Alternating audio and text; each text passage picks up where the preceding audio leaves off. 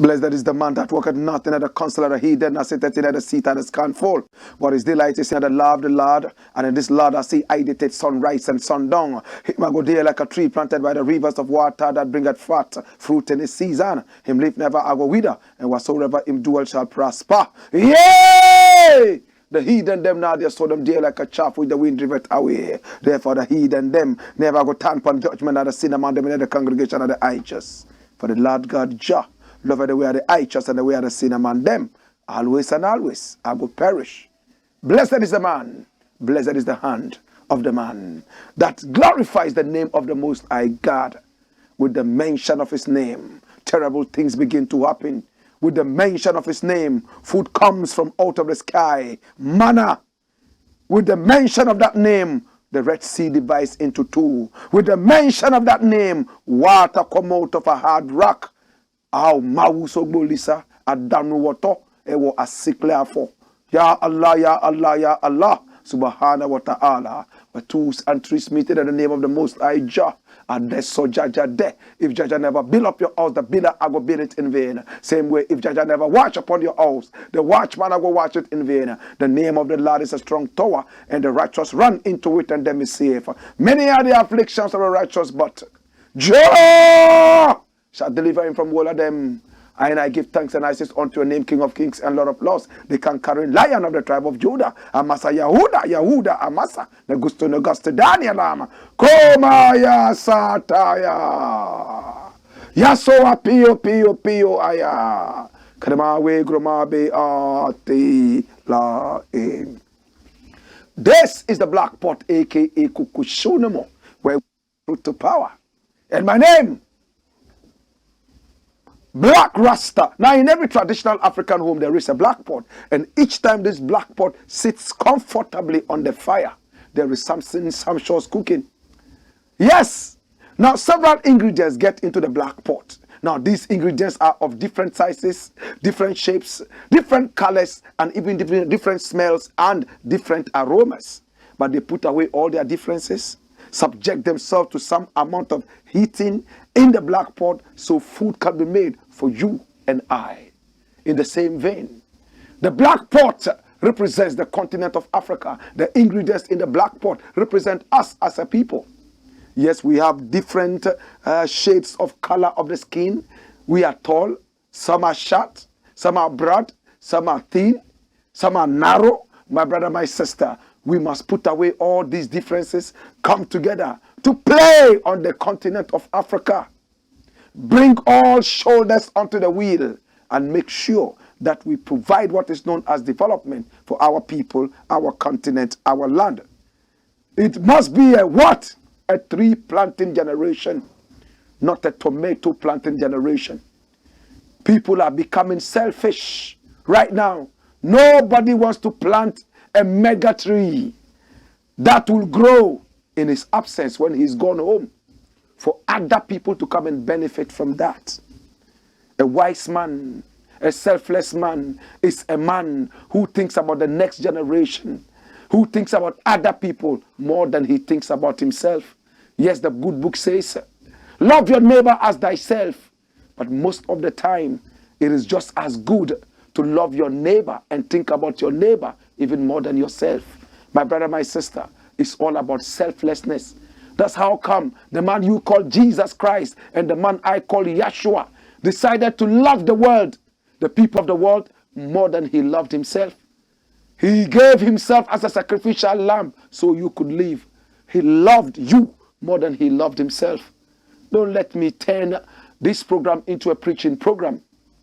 This is the Blakk Pot, aka Kukushonomo, and we are raising a tree planting generation, not a tomato planting generation. When you plant the tomato, within a month or two, you reap, you eat, you grow fat with a big belly, die, and then you are buried and you are gone. But when you plant a tree, it grows into a big one. You might not live long enough to enjoy the shade, but if you think about the next generation, you would rejoice wherever you are. This is the show that rewires the thinking of our people. Many people have asked me, Blakk Rasta, if you ever become president of this country, what would you do differently? And I've said it time and again. I will not build schools. I will not build hospitals. Neither would I build roads. We have enough that need to be maintained. What I will do is to rewire the minds. We will deal with the mindset of the people. Now, if you have a good mindset, individuals will build roads and build schools and even build hospitals. But if the mindset is wrong, you can build as many hospitals and roads and schools as you want as a government. They will break them down and steal everything from them because they have a bad mindset.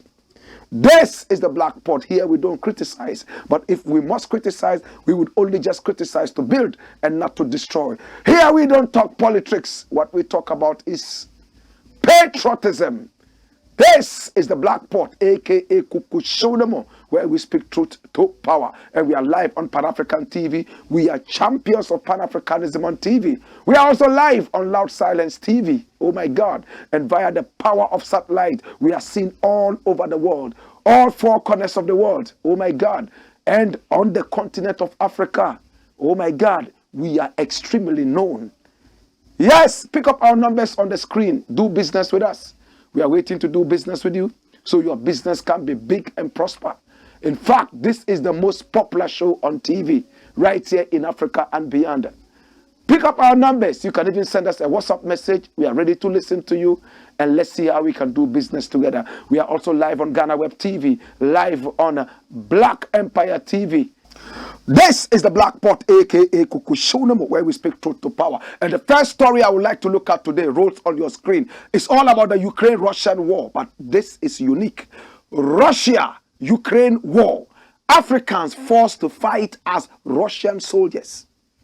Did you hear that? Russia-Ukraine war. Africans forced to fight as Russian soldiers. CNN has the details. What is it? Body of Zambian national killed fighting in Ukraine returns home. And this is a photo of this Zambian. He's called Nyiranda. That's him. Nyiranda was dreadlocked. In fact, his ambition was that he was going to be a reggae singer. At a point, he wanted to be a musical superstar. And then he realized he was caught between his education and his music. Why? Because he was so brilliant to the point that he had to go steady. But let me not jump too much into the story. Let's look at how CNN reports the whole story. Watch this. It says what? Come! Watch it, watch it. It says the body of Lamekani Nathan Nyiranda, a fighter recruited by the mercenary group Wagner for combat operations in Ukraine, was returned to Zambia on Sunday. Nyiranda's body arrived at the Kenneth Kaunda International Airport in the capital Lusaka and was accompanied by Zambia's ambassador to Russia, Shadrach Luwita. Its foreign ministry said the body was received by Nyiranda's family and foreign ministry officials, the ministry stated in a series of tweets. In agency pictures from the airport, a coffin can be seen in a white hearse with Cyrillic writing on the outside indicating the provenance of the casket. A group of choral singers and grieving family members were at the airport to receive Nyiranda's body. He died in battle in Ukraine in September, fighting for the Russian side. His remains will be transported directly to the university hospital mortuary. And then a series of post-mortem checks will be performed before the body is released to the family, and burial will take place, Nyerenda's family said Sunday. This is the most interesting part of the story, and I need you to open your ears and listen. Hear me now. Scholarship student to prisoner. Nyerenda, 23, was sponsored by the Zambian government to study nuclear engineering at the Moscow Engineering Physics Institute, according to the South African country's foreign ministry. The ministry said the student was convicted in 2020, 2 years ago, of unspecified crimes in Russia,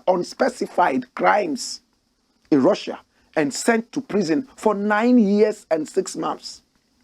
In a statement last month announcing his death, Yevgeny Prigozhin, known by the moniker Putin's chef, thanks to lucrative catering contracts he secured from the Kremlin, has admitted to being the head of Wagner. In the summer, Prigozhin himself was leading recruitment drives in Russian penal colonies. He appeared in various social media videos encouraging prisoners to join the ranks of Wagner. In exchange for a tour of duty, prisoners were granted a healthy salary and amnesty upon completion and survival of 6-month tour. Or they will receive a lump sum payment to their families on event of their deaths. This is Nyerenda's family at the airport, Kenneth Kaunda Airport, crying. That's the mother there, crying. A relative of Lemekani Nyerenda, who died in the conflict in Ukraine in September, is consoled as his coffin arrives at the Kenneth Kaunda International Airport in Lusaka on Sunday. That's what the picture is saying. People are crying, weeping. Nyerenda is gone. Last month, Prigozhin, aka Putin's chef, admitted to recruiting Nyerenda from a Russian jail, saying he chose to fight to repay Africa's debt to Russia and died a hero. Did you hear that? He chose to fight to pay for Africa's debt, to repay Africa's debt, to pay back Africa's debt. To who? To Russia, and died a hero. Does Africa owe Russia? Speaking to Parliament on Friday, Zambia's Foreign Minister Stanley Kakubu, Stanley Kakubu, said Nyerenda was pardoned by the Russian government in August to join a military operation in exchange for amnesty. The suggestion from Minister Kakubu in his statement on Friday is that the Russian government is aware and approves of Prigozhin's recruitment of Russian prisoners in Ukraine, something the government has never commented on. Dash.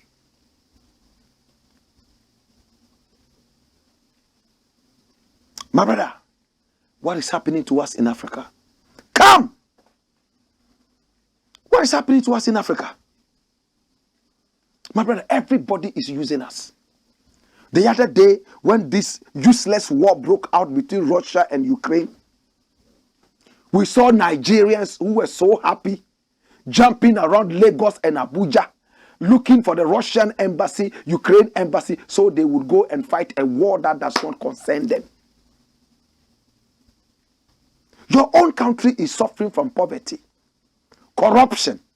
Your own country needs your energy and your strength to fight this corruption. You want to go and face bullets for 2 countries that do not think about you.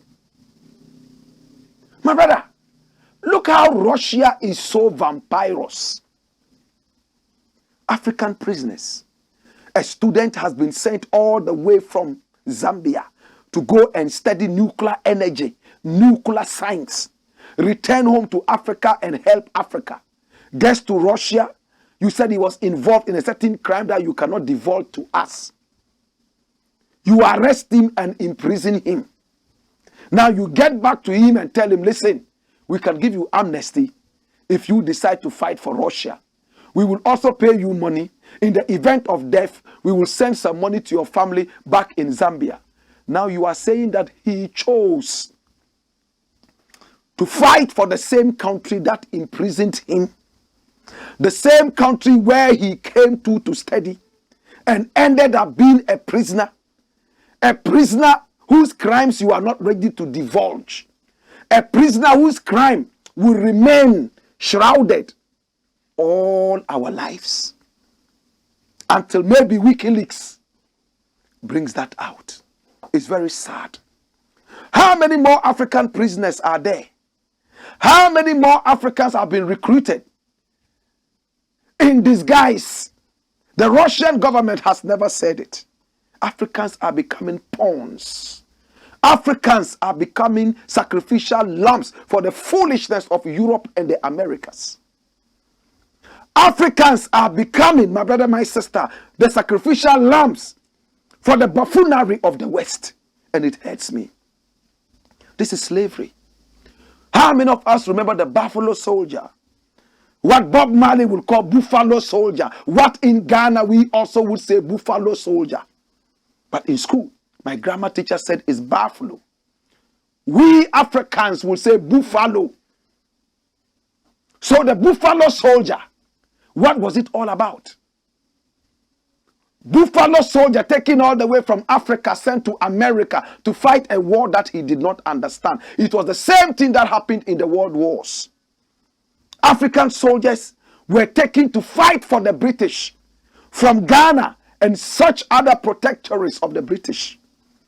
All they were told was that these people are our enemies, fight them and kill them, without explaining to them that, okay, they are our enemies because they did A, B, C, D, E, F. Nothing like that. I've spoken with a lot of war veterans, and none of them was able to tell this was what the Japanese did. That was why they were said to be our enemies, therefore we should fight them. It was a war for supremacy. It's the same thing that is happening in Ukraine, between Ukraine and Russia. My brother, my sister, it's a war for supremacy. A war that Russia has gone into headlong, underestimating the might of the world and Ukraine on one side. Today, the war seems to be arduous, more arduous than the Russians thought. A lot of Russians are falling victim. Putin says that anytime soon, he might just unleash chemical weapons that have been banned. And what is that going to escalate into? Another world war. Africans are being drawn one more time. And listen to what Prigozhin, aka Putin's chef, the leader of Wagner, is saying.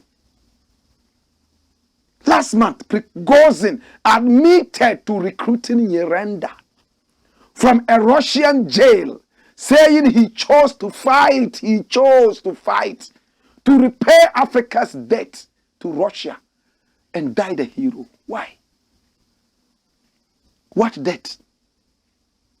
What debt does Africa have to pay to Russia? What is it? The youth is dead. How many more Africans are in this useless war? How many more Africans are being forced into this kind of dirty war? My brother, my sister, are we safe? Are we safe? Now later in the program, we're going to look deeper into exactly what Wagner is and why Wagner all of a sudden has become the in thing. Everybody is talking about Wagner all over Africa. My brother, my sister, to the family of Nyirenda, I say, if you accept this money from Russia, I will be hurt and disappointed. Watch this. Florence Nyirenda, Lamekane Nyirenda's mother, is comforted by family members at the airport in Lusaka on December 11. That's it. The one comforting her is crying herself. Nyirenda is gone. The family was never told that, listen, your son is fighting as a soldier here or there. For all they knew, he was a student, right there studying nuclear science. From nuclear scientist to prisoner and to his grave. Now they sent him all the way from Russia. No Russian accompanied him. They rather got the ambassador of Zambia to Russia and pushed him and said, take your dead body home.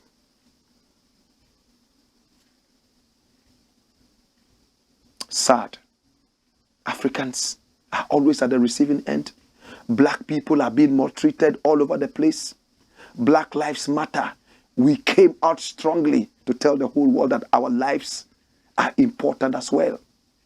My brother, my sister, now even fellow Africans who have lighter skins are looking down on Africans who have darker skins. Go into those areas in North Africa. Dark-skinned Africans, even in India, which is outside Africa, darker-skinned people who are bona fide Indians, in fact, the original Indians, originally called the Davidians, my brother, my sister, are called corpse carriers. Classism is killing us. Where is the world going to? Dash it away. Make we deal with the next thing. Next thing I would like to look at, and it gives me a big headache. U.S. Africa Leaders Summit, neo-colonialist agenda. What is neo-colonialism? It started with the transatlantic slave trade one, where the whole world came and was part of it. Europe championed the whole useless, inhumane trade. Right after that, we had transatlantic slave trade too, where other countries decided to join those who were originally not part of the first one, because there was a certain cake in Africa that had to be shared by nonchalant, inhumane barbarians. So they came and took us out as slaves. The same way Wagner is taking Africans and putting them in the Russian army, using them as human shields, being shot and killed night and day. My brother, Africans decided to go all the way to America. African leaders. To sit with one or two American heads and talk about problems of Africa. But to make it a little decent, they said Americans would also share ideas as to how they can support Africans. Why? If there's anything that we need to do as Africans, we live in a continent that is so blessed. We will leave it and go all the way to America to sit down, and that is where we are supposed to be having discussions concerning the future of Africa. Now, we all heard what Joe Biden said at the summit. What did he say? He told the whole world that, hey, watch this. There is going to be something interesting. America is going to invest in Africa. And this has been seen as a way to fight off China from Africa. It is a battle between China and America right now, a battle of supremacy. The same battle that is going on between Ukraine and Russia, fighting to be able to bring to bear who is superior. Whilst they are fighting their battle of supremacy, in fact, the grasses are trampled down upon when these two elephants fight. It is sad, my brother, my sister. And right there at the so-called U.S. Africa Leaders Meeting, U.S. African Leaders Meeting, look at how the Africans are dressed. Can you see that? Everybody is in suits. The guy with the shining bald head there is Nana Akufo-Addo, the president of the Republic of Ghana. an independent, sovereign nation, a nation that has one of the best ancestors ever in life, a nation that produced Kwame Nkrumah, the nation that produced Ndewura Jakpa, the continent that has produced so much more. That continent is now at the beck and call of any Tom, Dick, and Harry who can throw a few dollars out. And these urchins are scrambling around those dollars. My brother, look at them. U.S. African Leaders Summit. All of them are dressed in suits. Because they have to do their master's bidding. They must look like their masters. How many of us remember the Willie Lynch syndrome? Now, the Willie Lynch syndrome in slavery was supposed to bring the so-called house nigger closer to the slave master, in quotes. How would he do it? He will tell you, the lighter your skin, the closer you are to us. Oh, you are more brilliant than those with darker skin. Oh, the quicker you are able to learn our language, yes, the closer you are to us, and you are more brilliant than those who can't speak. So they will give you a shoe to wear, whilst the others are walking barefooted. The straighter your hair is, the closer you are to us. The more you worship our God, who has the cow jumping over the full moon and the dish running away with the spoon, the closer you are to us. When you are going to your church and you meet me, return home because you have met God. Once you have seen me, you've seen God. God created us in his own image. The lighter you are, the closer you are to God. And interestingly, my brother, my sister, so many people still uphold this. And they believe that all the people who are supposed to lead us to heaven are white. Jesus white, Moses white. But the Arabs have stood firm and made sure that Muhammad will remain Arabian. My brother, my sister, Willie Lynch syndrome. And when you watch it, all of them, all the leaders who attended this demonic summit, where they are promised heaven and earth because of their own corrupt dealings, they have messed up Africa. Look at what is served on their table. Bring back that photo. Look at it. They don't drink this in their own countries. But when they go there, they can get it to drink. But to be able to qualify to walk in there, you must wear suit and speak the language of your slave master. It hurts me, my brother, my sister. At a time when the African fabric industry is almost broken down from the foundation. In Ghana, our textile industry is nothing to write home about. You have a president who is going for such a summit. At least save yourself a little dignity. You can wear a kente there. Well, it's winter, so the whole place is cold. You could wear some warm African clothing. So when you appear, everybody sees that this guy is from Africa. That's why King Nswati and the rest, when they are traveling to these areas, they represent like true Africans. My brother, there they will be served with the American pizza. They will give them their American delicacies. They will eat and drink and feel good about it. My brother, my sister, and when you look at this, it is very sad. Come! Hear me now. Africa, we have a long way to go. If I had my own way, all African presidents and their ministers, who we are paying from the taxpayers' broken back, will wear African clothing from when they get into office, from when they leave. Why do you wear suit? For what? Are you not ashamed? Can't you see that you look like a baboon on heat? How can you leave Africa and go and look like the white man? Have you ever seen an American president or Chinese president or the prime minister of any of these Western countries come to you dressed like you? because you are foolish. You have no sense. Common sense is gone.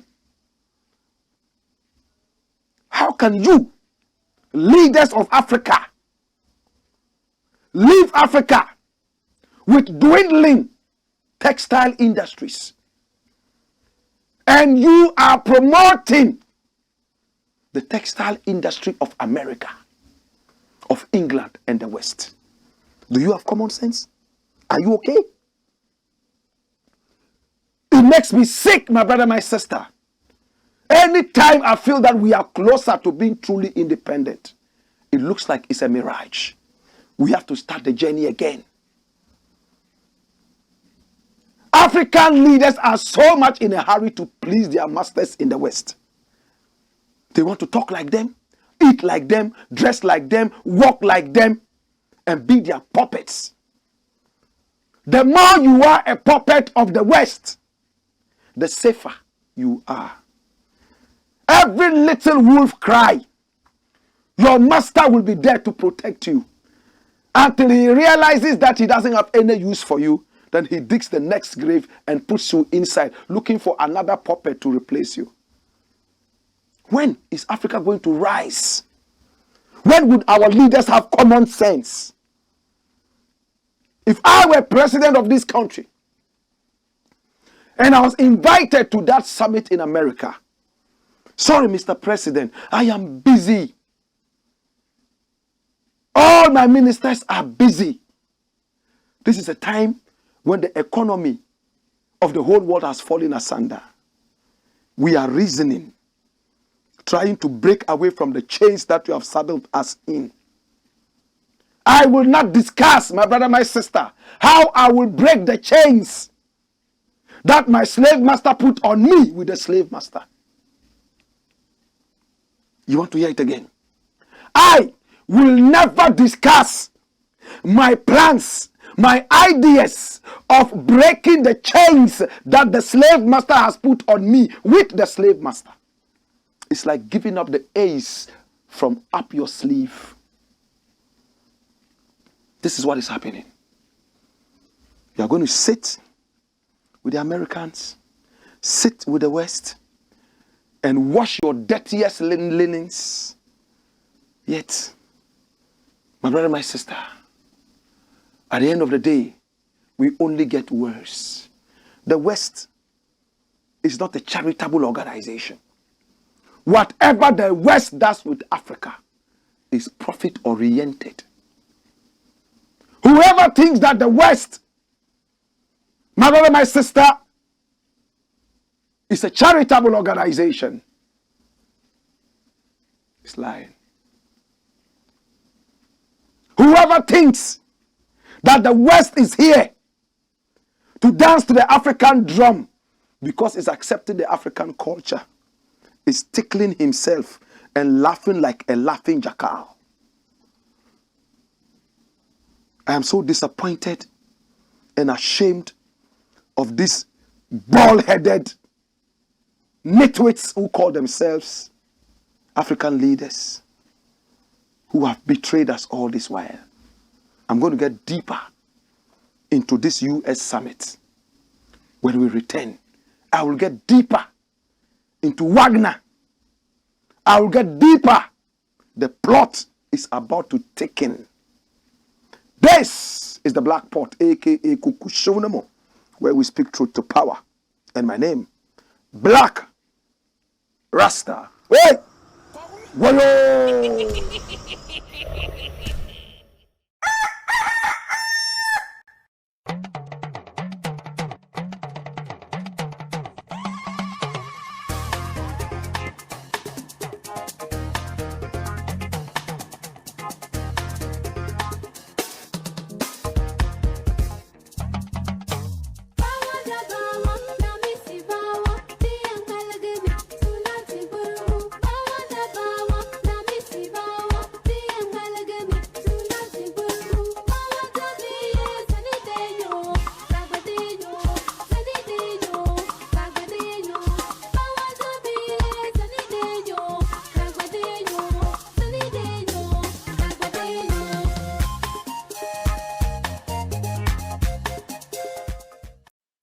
Boy, Skipper George. Blackpot, Coco show man.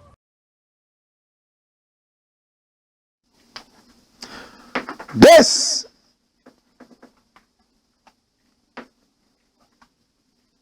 is the Blackpot, aka Coco Show, where we speak truth to power.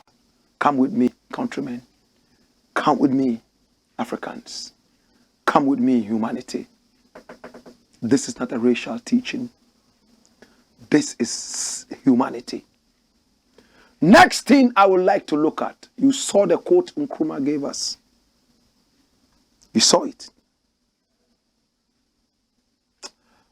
Jamaican says dancehall music dying dark. Come, follow me. Jamaican says dancehall music dying dark. Jamaicans respect dancehall and reggae music. If you touch reggae music, you touch the very fiber of Jamaica. If you touch dancehall music, Jamaicans will rise against you. And if a Jamaican would say that his birthright in terms of creativity is dying dark, then there must be a true clarion call. And this is not an ordinary Jamaican. No! This is a brother I know. I know him so well. He's called Stampede. He's been promoting African artists recently in Jamaica, putting them on Jamaican TV, making sure that African music will be heard in Jamaica. He's won so many awards for Jamaican artists. He's been a tour manager for a lot of artists, managed a lot of artists in Jamaica. He's called Stampede. And this guy, this brother here called Stampede, is somebody I've spoken to over and over. He knows the industry. And he also controls the charts in Jamaica and beyond, the music charts. He's a big figure contributing to all that. This is him. And Stonebwoy, when Stonebwoy visited Jamaica, as an African artist, you couldn't just go into Jamaica and walk away without talking to Stampede. He's been a man on the ground for some time, doing what he can do to support artists from Africa and basically Jamaica. It's his business, and at the same time, it is his social responsibility as an African who is sitting there in Jamaica. I hope you understand. I hope you understand. Listen, man. Jamaica is basically a black country. That does not mean that there are people who are Jamaicans who are not black. We have some Chinese people there. They call them Chinese. We have a few Indians in there as well. They are also Jamaicans. But a big chunk of Jamaica is black. African people, free African people who were enslaved, taken through the Middle Passage, carrying African music and putting a lot of creativity into African music, turned it around whilst on the so-called slave ship through the Middle Passage into slavery, created reggae. Reggae came out of other genres like mento, blue beats. They also added other Western influences into that. That's why I said through the Middle Passage. From the beginning, Africa. In the middle, when they picked up a few vibes, before they arrived there, the Western vibe. That's why Jamaica does not play with reggae, because reggae is the mouthpiece of the Middle Passage. The only difference between Jamaicans and Africans is the Middle Passage. The middle section of the West and Africa, the atrocities that happened. Jamaica is such a powerful country because of the Middle Passage. Great people, most of who were taken from this part of the land, today called Ghana. We all remember Kofi. We all remember Abna. We remember Nani, who they call Quinani, a Champon, who they call a Kompong. Resisted and fought to be able to deal with the system at that time. They were not pushovers. So when reggae music comes out, you feel the pain. That's why Bob Marley said, we started out wailing. That's why we called ourselves the Wailers. It's a music of pain. Reggae music is not pretty music. So when dancehall music came, it lightened up the reggae. So you could party a bit. We can't always be screw faces. We can't always talk about the middle passage of suffering, murder, bloodshed, and all that. Today, Jamaica is not the murder capital of the world because it chose to be, but because the system made it like that. Our ancestors went through hell. That's why when I meet Jamaicans who say, yes, and African people sold us into slavery, I say, come home. Let's listen to the true history. They came deceiving us at a time that we trusted everybody because we ourselves were trustworthy. When we could send our children to other people's homes to go and get better and return to us. So a lot of us were sent home like the kings of Asante did. Sent a lot of people to go out there and study. You come, you are my friend. You brought me a lot of gifts. I said, okay, take my son, take my brother, take them away.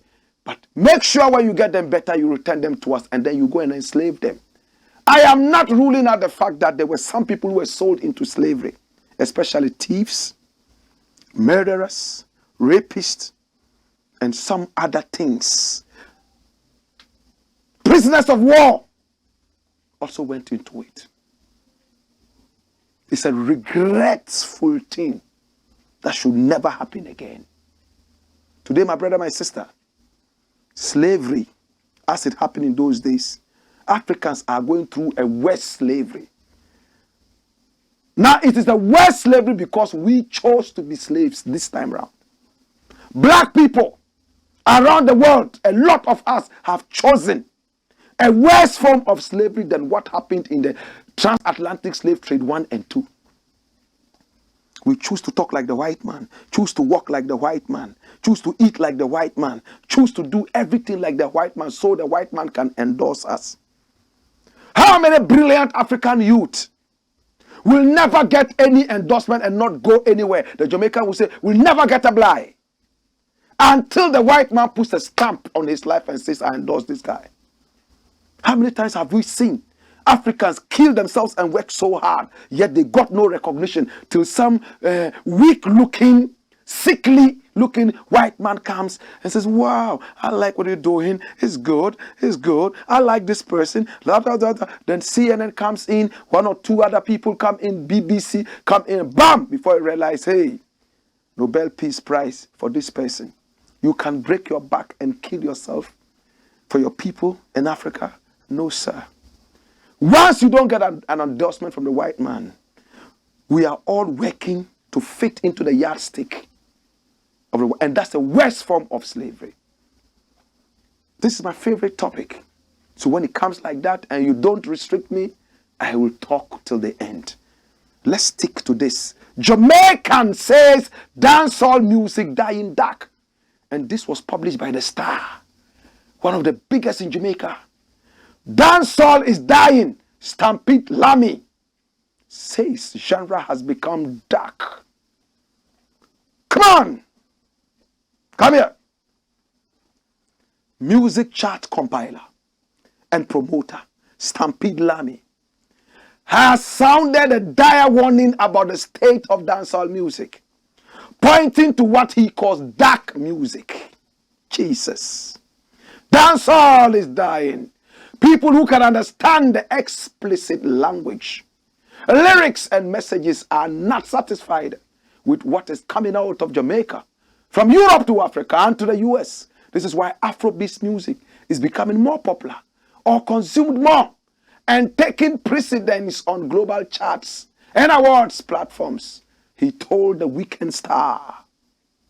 Stampede opined that dancehall entertainers are no longer singing about their personal experiences, like the middle passage. You remember? They are no more doing that.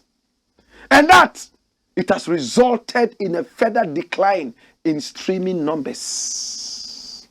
I find that radio disc jockeys overseas have lost interest in dancehall. People are not interested to waste. The word there is waste their money on purchasing music that speaks about chopping, scamming, and molly. That's it. Chopping, slamming, scamming, and molly. And it reflects in the charts. The numbers are falling drastically. He said, if I get 10 songs to promote a week, I guarantee 8 of them are about that. About what? Chopping, scamming, and molly. The dancehall acts I get fala fashion. He's speaking patois now. The dancehall act I get fala fashion. It's not them experience or emotion. It's only made up stories. Them just see one song about dance and another about molly, it, and decide if you write about it. Half of them never even see the substance before. He continued. Jesus.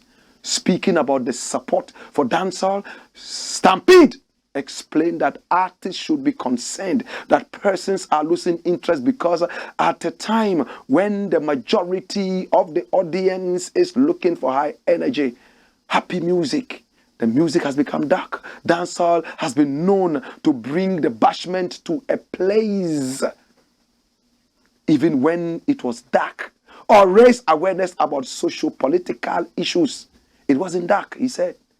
To the Jamaicans who are here on the ground, it may appear that people are consuming the music. But looking at the numbers, this is not so. Most of the artists who have crossed over and are seen collaborating on the international scene have a blend of happy music, Stampede said. He said that while some dancehall acts who sing hardcore chopper lyrics are garnering worldwide attention, he does not believe the music or the brands promise longevity. It is time for more happy songs, praises to the dancehall acts who stick to their roots and original flavor as it continues to preserve our culture. But it cannot be said enough that dancehall is in need of real help. Stampede continues. Stampede said nothing but the truth. I have been a reggae and dancehall DJ for only God who knows how long.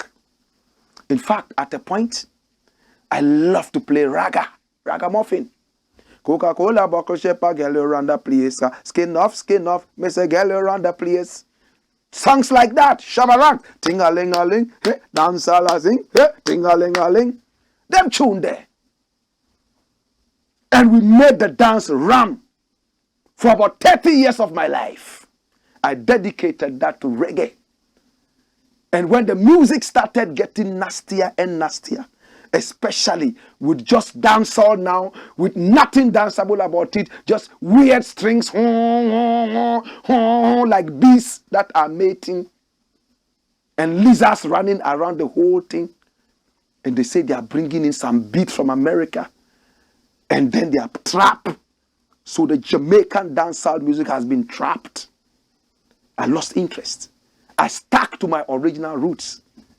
And if you look at Africa right now, Blakk RASTA is the biggest on radio when it comes to reggae. You know why? I stuck to my guns and my roots. I will not play anything that does not make sense. No matter how many people are jumping to it and think that, hey, this is the thing. They are fala fashion. And on radio, a lot of those who used to play that are off radio. We've been doing it for 30 years now over. So what this brother is saying, nothing but the truth. Stick to the roots. You can add creativity. Yes, that's good. You can't stay on and get stagnant. Put in things, but don't distract yourself from the main road. Do it like Bob Marley did it. Put in a few things of modernity and things, but keep to the roots. Saying, do you know how many dancehall artists will be ever called here in Ghana and Africa to play, they will still go back and invite Yellow Man. Yeah, I know you'll be screaming. Yellow Man is one of the tall dancehall artists in the world. Shabba Ranks will be here to play. But some of the new crop, they have been trapped by the trap from America. But I spoke with Stampede, and he was vexed. He doesn't know I'm going to play this, but I'm going to play it. Listen to what Stampede said about this story when I first saw it, and I called and said, yo, Stampede, where you talk, man? He was mad. Listen to Stampede. Blakk Rasta. I real to me attack, you know. Me now promote a gun and talk. Right now, Africa right now. I do the real dancehall music right now. Africa, I do the real dancehall music, and we originate dancehall. I be a fucker with that I do. You get me? I say, every man do song I be a chopping and mally and jugs and gun and all them fucker they be.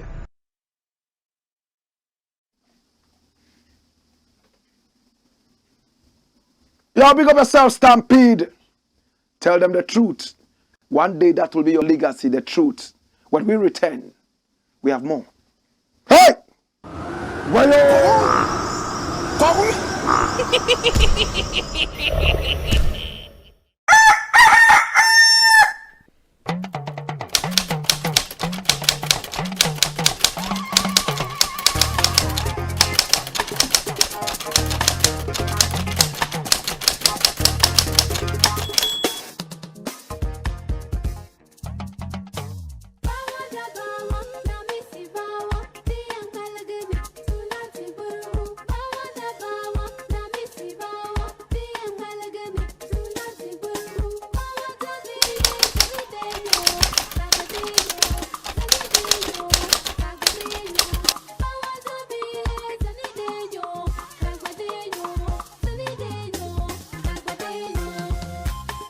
Well, Skipper George. Blackpot.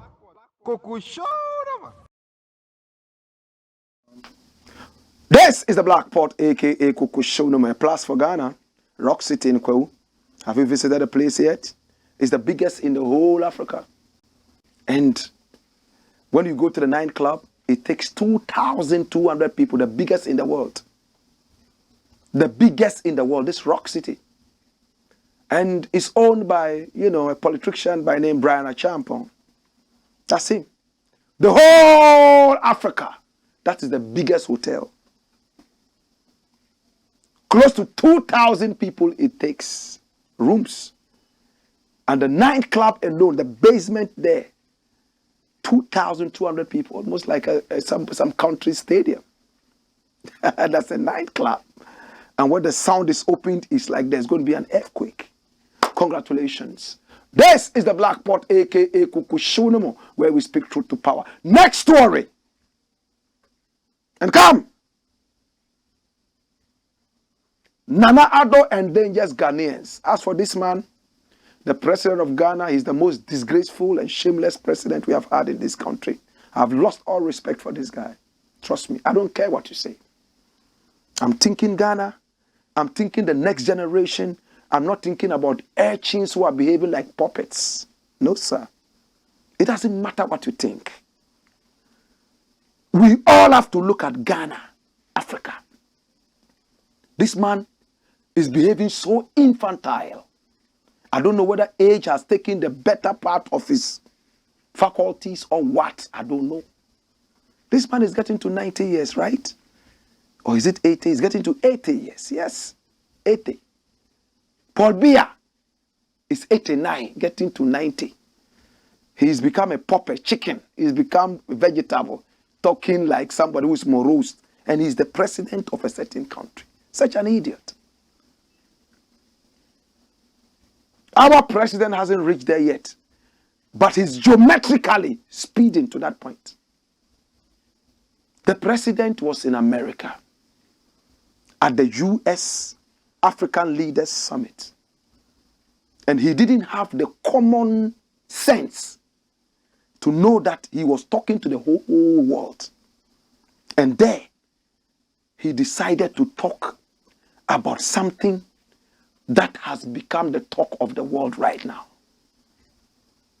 He talked about Burkina Faso and that Russian mercenaries had come there on the invitation of the president and prime minister of Burkina Faso. He went ahead to say that, oh, the president of Burkina Faso was in Moscow. He went there to talk to the Russians. It's sad, my brother. This is a sad story. Burkina Faso has been going through terrorism. People are being killed night and day, coup upon coup. In 1 year, 2 coup d'etats. AU, that you were the head of at a point, they did nothing to help Burkina Faso. And you are next door neighbors. Apart from just promising that you will do something, nothing happened. Burkinabés were slaughtered night and day. AU, the so-called African Union, did nothing. So brother here decides that, hey, he's called Ibrahim Traore. He's a Sankarist. You know who a Sankarist is? Somebody who follows the ideologies and teachings of Thomas Sankara, one of their greatest leaders and one of the greatest in Africa. He decided to bring his prime minister into being and see what happened now. Hear me now. This is the prime minister. Apollinaire, that's his name. They call him Apollinaire Joachim. Hear what happened. This was what Mr. President told the American people. Watch the tape. Just Burkina Faso has now entered into an arrangement to go along with Mali in employing the Wagner forces there. I believe a mine in southern Burkina has been allocated to them as a form of payment for their services. Prime Minister of Burkina Faso in the last 10 days has been in Moscow. And to have them operating on our northern border is particularly distressing for us in Ghana. Apart from not accepting the idea of great powers once again making Africa their theater of operation, we have a particular position that you know about over the Ukraine war, where we have been very, very vocal and upfront about condemning invasion of Russia by Russia. And therefore, they're now to have this group at our borders is a matter of some considerable disquiet and concern for us. We really like to have a privileged opportunity to talk about its implications and what we believe ought to be the case. This is what took place with the discussion in the Congress yesterday, which I found very fruitful. And I would like that the themes of that discussion should be the themes that we should continue to address. To what extent we can have you as a partner in confronting these threats. It is very important that ECOWAS and the West African area remains a democratic space. There's a reason for the actions we took over the coup d'etats in Burkina Faso, in Mali, and in Guinea. And ECOWAS has been very consistent in refusing to deal with these governments because of the undemocratic nature of their accession to power. The commitment to democratic values and institutions is a high priority for our states. We in Ghana have been through all kinds of arrangements, governance arrangements in the past, one-party state, all kinds of experiments have taken place. And our people are now very clear in their mind. They want to go down the avenue of democratic engagement. And that is why the last 30 years of the Fourth Republic have been the most stable in our country's history. We want to do everything to preserve that. But there are enemies of democracy who are working hard in West Africa today.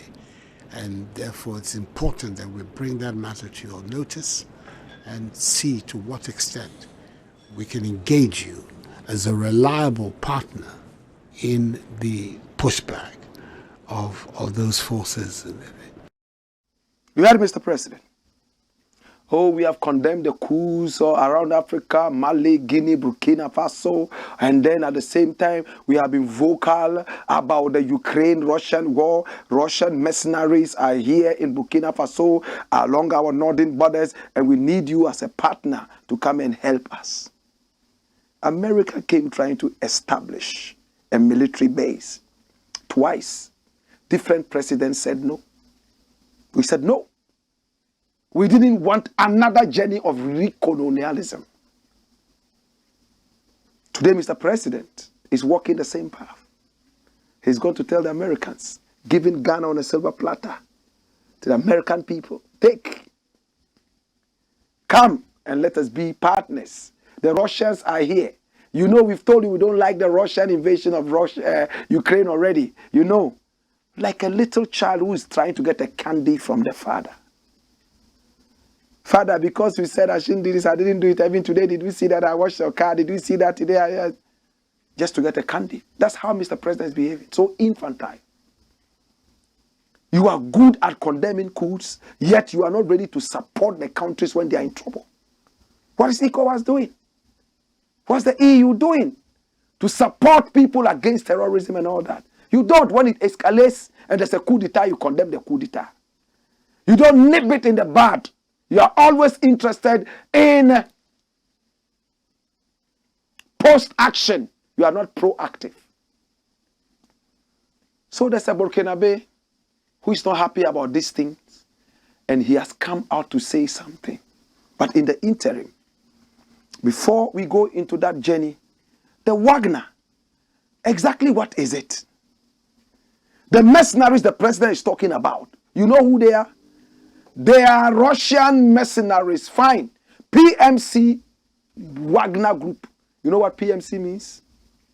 Private Military Company. They are a private military company under the Defense Ministry of Russia.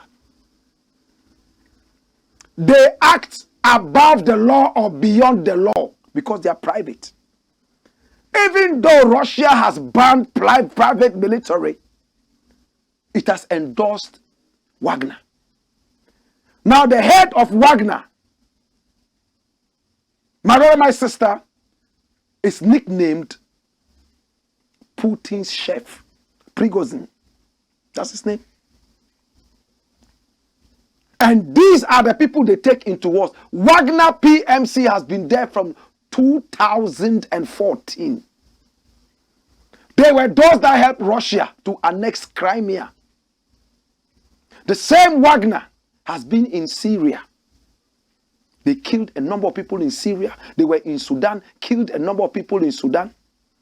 They also went all the way, my brother and my sister, to the Central African Republic, where they killed the most people.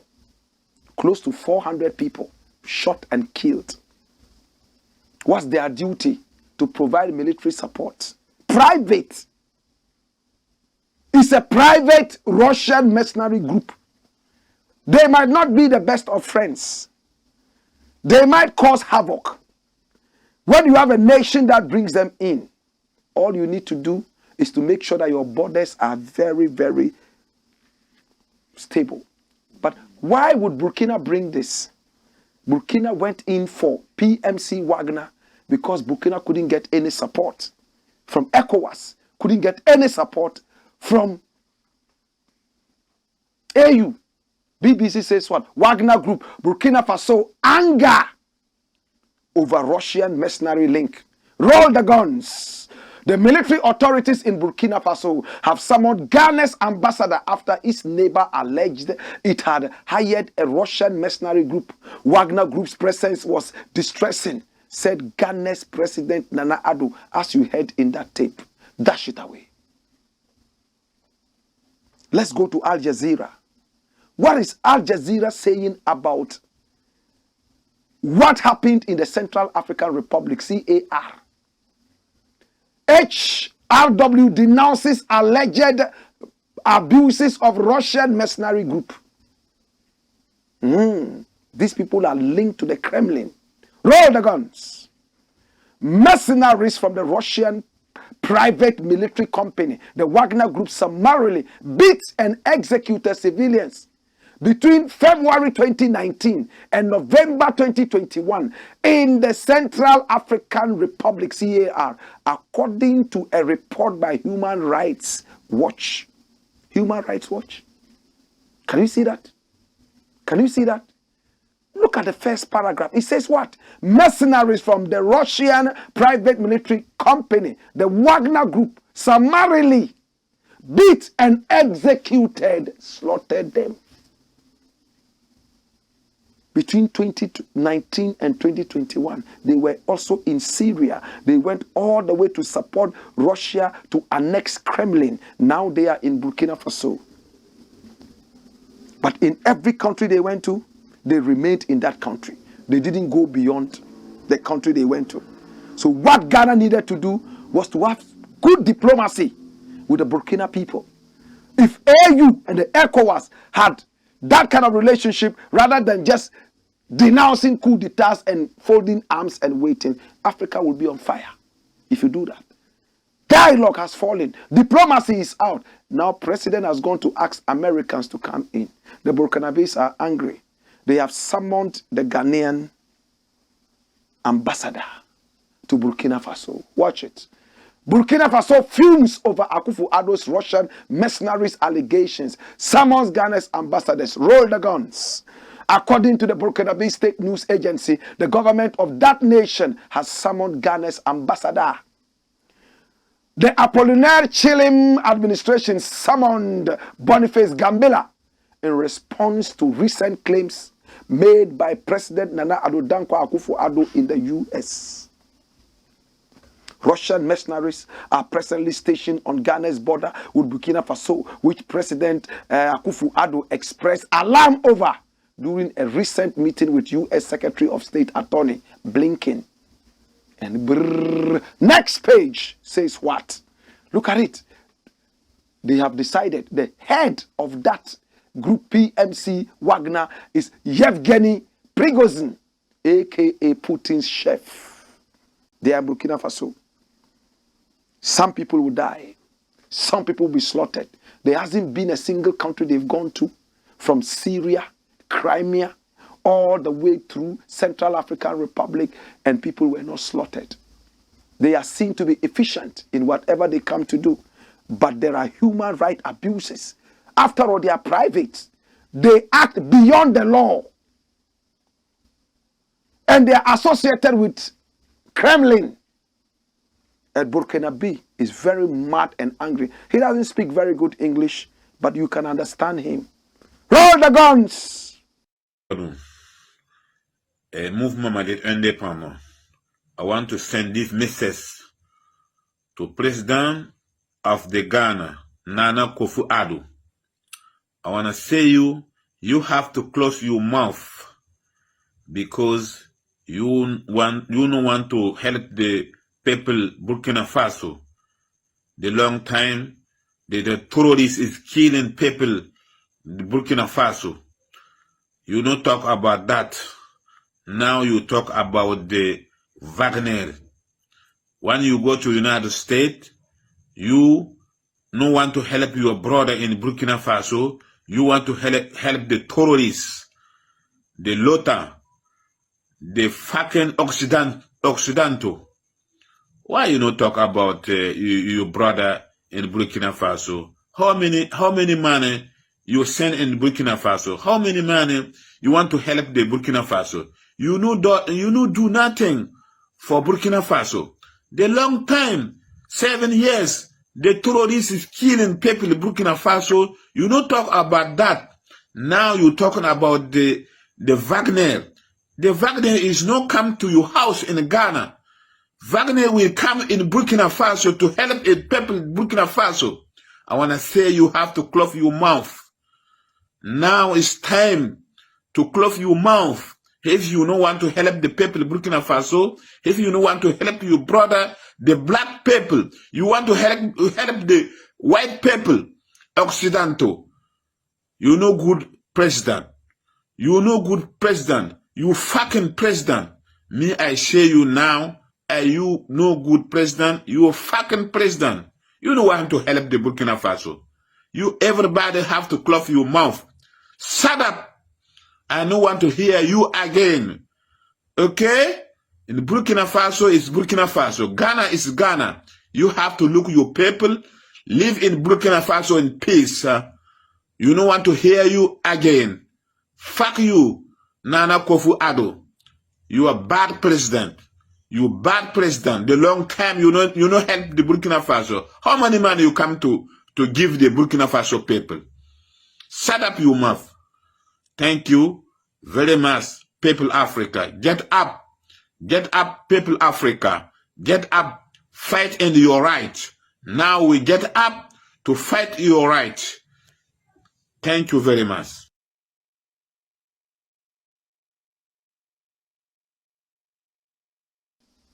What is the headline? Watch it. Nana Addo Endangers Ghanaians. Does it make sense? We are in trouble. We are in trouble. As it stands right now, I don't have much to say. Mr. President, the way out, I don't know. An apology would not be enough. Diplomacy. You should come out and say that you have overstepped your boundaries. You should have first sat with the African leaders, especially with the Burkinabes, to look at it before taking it out. Hey! Wayo!